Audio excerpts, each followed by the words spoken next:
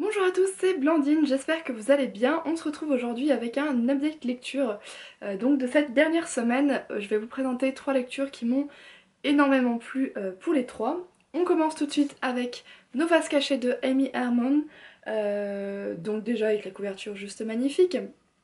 Alors ce livre a été totalement bouleversant, j'en avais entendu de très très bons échos sur la blogosphère il y a un an quand il est sorti, mais j'avais eu peur d'être déçue. Et en fait, absolument pas du tout. J'ai juste adoré ce livre. Il est très poignant. On y découvre l'histoire de Ambrose et de Fern. Euh, je vais pas vous en dire plus parce que je veux pas, enfin voilà, vous spoiler. J'ai trouvé qu'il y avait vraiment eu un secret qui était resté autour de ce livre-là et c'est ça que j'ai beaucoup aimé.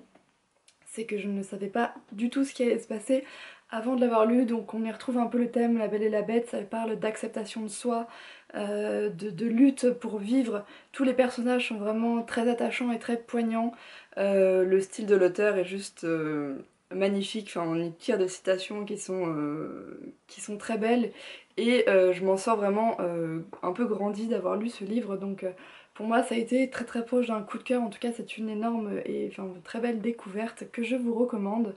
Je le recommanderais pas peut-être à des adolescents voilà, de 14-16 ans, peut-être un peu plus vieux parce que enfin, voilà, les thèmes sont assez, quand même assez durs et voilà, pas, quand même pas facile.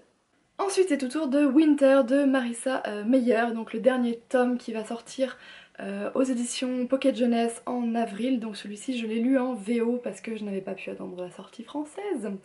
Donc le dernier tome des Chroniques lunaires, avec aussi une couverture magnifique.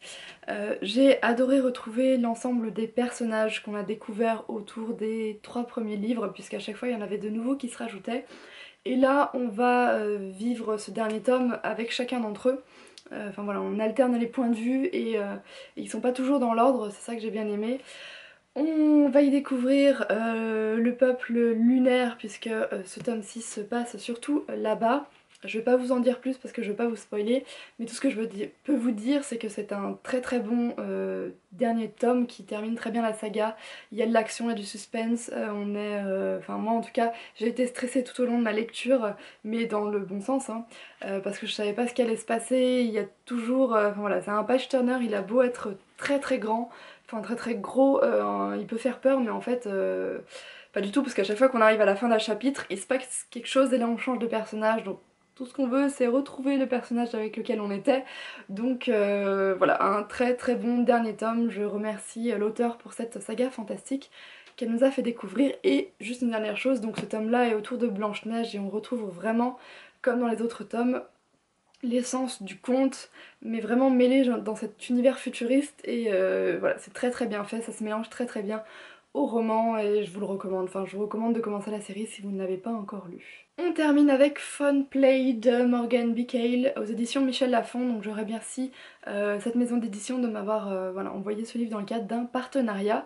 Il est sorti au début du mois de février je crois, ou en tout cas fin janvier, et voilà, ce livre m'avait intriguée parce que ça parle d'une jeune fille, donc Alissa, qui a une vie un peu paisible.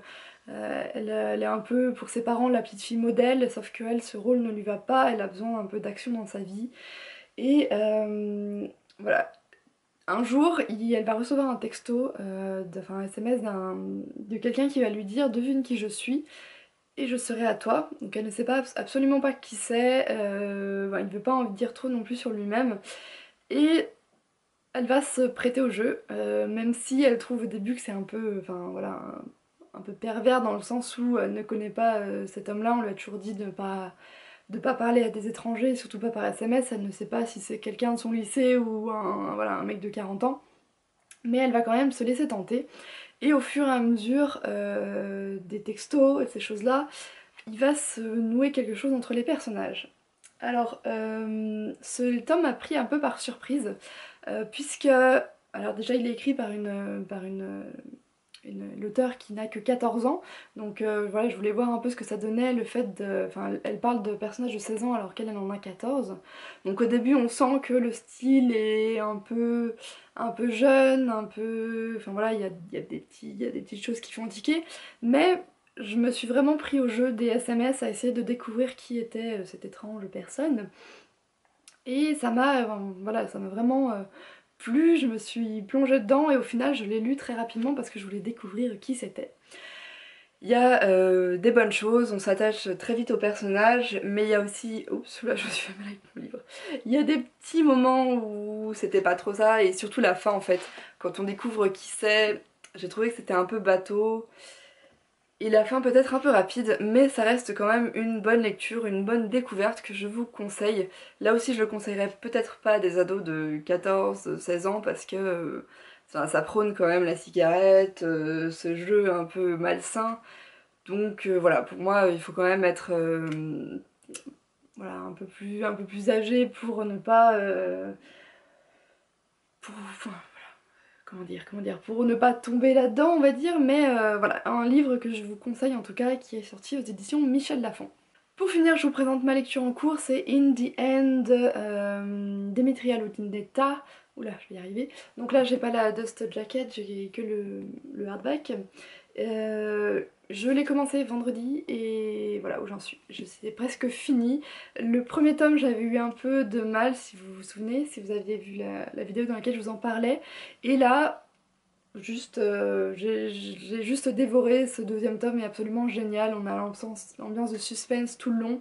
Et voilà, j'ai vraiment hâte de connaître la fin.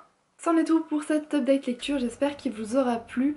Comme vous avez pu le voir, j'ai essayé de faire des vidéos un peu plus courtes parce que je sais que les vidéos trop longues que j'avais l'habitude de faire, il n'y a peut-être pas tout le monde qui les regarde jusqu'au bout. Donc je vais essayer de faire des vidéos de plutôt 10 minutes. Donc je vais moins m'épancher sur les livres, je vais essayer de dire seulement l'essentiel. Vous aurez toujours bien sûr en barre d'infos le lien vers les chroniques du blog si vous voulez en savoir plus. Ou vous pourrez discuter avec moi via commentaire si vous voulez avoir un avis plus détaillé, je serais ravie d'en discuter avec vous. Sur ce, je vous souhaite de bonnes lectures, une bonne semaine et à très bientôt.